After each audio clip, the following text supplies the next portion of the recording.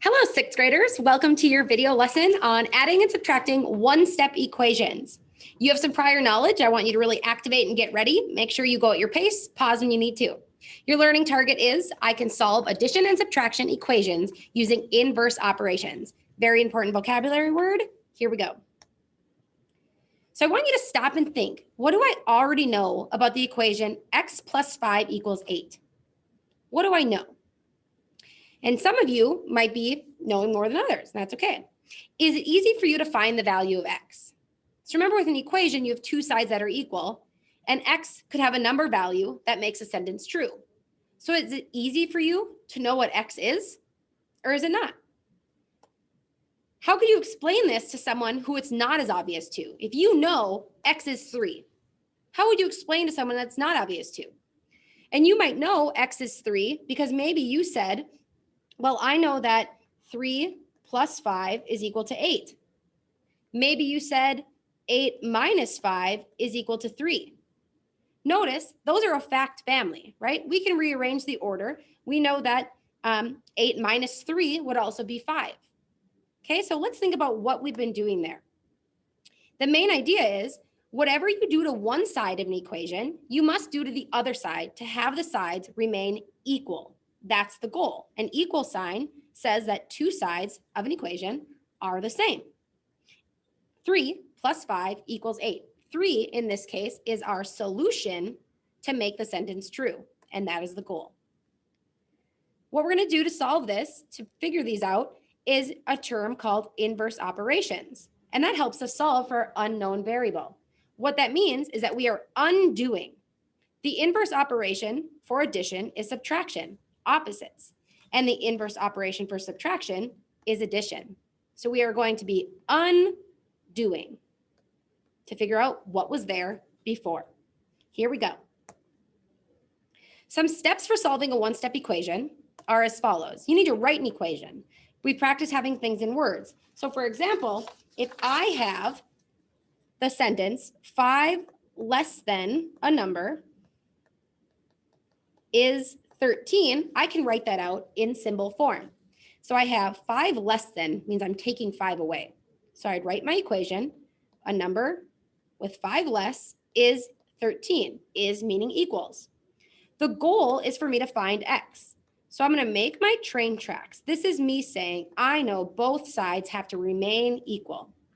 And I know that if I'm going to undo, and I'm going to isolate the variable by keeping things equal on both sides. So if a number with 5 less is 13, that means that 13 with 5 more is what I had before I took the 5 away. So there, 5 and that goes to 0, I have x is 18. This is my solution. Notice I've isolated or got my variable alone. But we should always check to make sure we did it correctly. So this is called checking my solution. Checking it means if we know the value of x is 18, or we think it is, we can check it by plugging it back in. So x minus 5 or 18 minus 5 should be the same as 13. Let's check. 18 minus 5. It sure is. This is the reflexive property that proves one side is still equal to the other if I plug in this solution. Okay, so now we're going to practice with our one-step addition equations here, following those same steps that we learned on the last slide.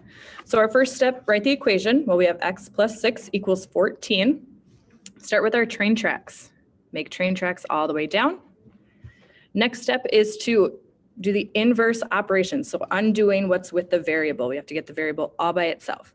So since we have plus 6, the inverse of that would be to subtract 6 from both sides. Okay. These would cancel and we are left with x equals, and 14 minus 6 equals 8. We always have to check, make sure our solution is correct. So we plug that back in for the variable. So 8 plus 6, and we're seeing if that is 14. Which indeed it does. So that's correct. So our answer, x equals 8. Remembering that this is our solution, not the check. The next one, 9 plus y equals 22. Again, make my train tracks. We need to isolate the variable. We need to get y all by itself. So that's the side that I'm going to focus on. We need to get rid of that plus 9. So we do the inverse, which is subtracting 9 from both sides. These again cancel, and I'm just left with y equals 22 minus 9 equals 13. Always need to check our solution by plugging that back into the original equation. So 9 plus 13, does that actually equal 22? Once I check, I find that it does. So y equals 13. Okay. The next one, 15 equals g plus 6. Always starting with my train tracks. We need to get rid of the plus 6. So in that case, I do the inverse of adding 6, which is subtracting 6 from both sides. These would cancel, and I'm left with g equals 15 minus 6 is 9. Plug that back into the equation to check. Be sure that you are actually checking and not just saying, yep, it equals out, but really in your head, add 9 plus 6, that does actually equal 15. So that's correct. G equals 9. Here's where I want you to pause, try the next 3 on your own, and then come back and watch through. So m plus 4 equals 15, following the same steps. Start with train tracks. We need to do the inverse of whatever's with the variable. So we would do subtracting 4 on both sides. These cancel, we're just left with our variable. 15 minus 4 is 11. Always plug that back into check. So 11 plus 4, does that equal 15? Yes, it does. So remembering this is my solution, what the variable is equal to. Next one, 5 plus h equals 37. I always start with those train tracks. Isolate the variable, so get it all by itself by subtracting 5 on this one, on both sides. The 5's cancel. H equals 37 minus 5 is 32. Let's plug that back into check. So we plug that back into H. So 5 plus 32. Does that equal 37? Yes, it does. So that works. H equals 32. Last one, same steps, train tracks. Isolate the variable by doing the inverse operation, so subtract 4 from both sides. The 4's cancel. F equals 19. Let's plug that back into check. So we're on this side of the equation, 19 plus 4. 19 plus 4 does actually equal 23. So that is correct. And our solution, F equals 19. Okay, so now that we're pros at doing one-step addition equations, let's look at when we have a subtraction equation. So if we start with x minus 2 equals 1, so I'm right here, we can see that a number subtracting 2 equals 1. So we're going to follow the exact same steps except for our inverse operation.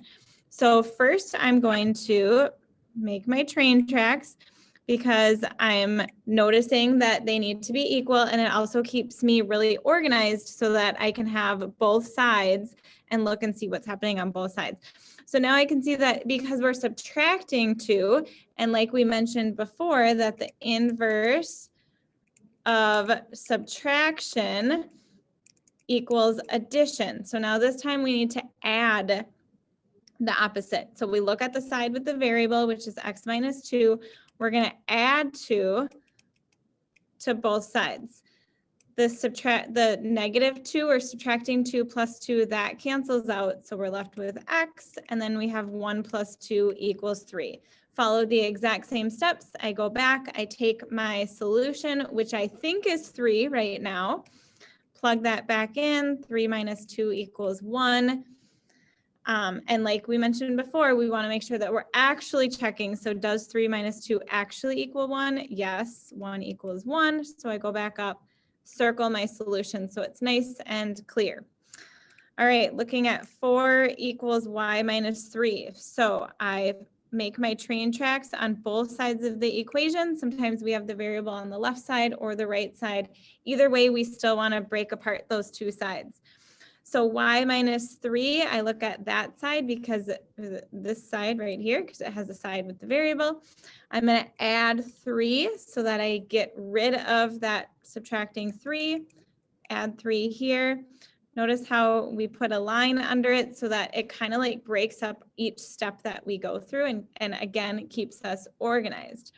So 4 plus 3 is 7. Over here, that cancels out. That leaves me just with y. So 7 equals y. We're going to check to make sure that works. 4 equals, and then I just pop in a 7 instead of the y. So 7 minus 3. 7 minus 3 does equal 4. So 4 equals 4.